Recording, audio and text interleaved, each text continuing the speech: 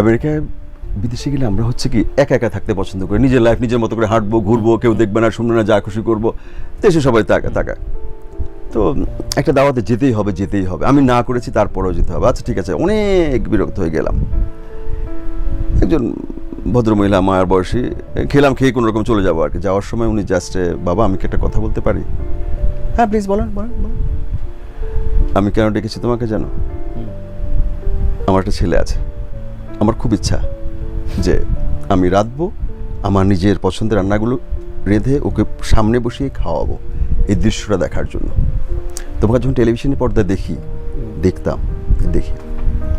তোমাকে আমার ছেলের মতো মনে হতো। তুমি খেয়েছিলে, যতক্ষণ খাচ্ছিলে আমি তোমার দিকে তাকিয়েছিলাম, আমার কাছে সবসময় মনে হচ্ছে তুমি আমার ছেলে। আমি আরেকটা মায়ের গল্প বলি। মিরপুরে শুটিং করছি আমার এক বন্ধুর বাড়িতে। সকাল থেকে শুনি যে একজন মহিলা এসে দাঁড়িয়ে আছে, দেখা করতে চায়। এটা তো শুটিংয়ের সময় খুবই বিব্রতকর, আমরা আসলে তো এটা সাথে করতে চাই না।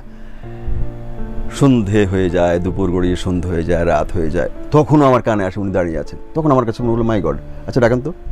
একটা টিফিন ক্যারিয়ার হাতে নিয়ে আসছে খাবার, তখন থেকে আমি খাবো, উনি দেখবেন। আমি মায়েদের অনেক ভালোবাসা পাইছি সন্তান হিসাবে, এটা আমি জীবনে ভুলবো না।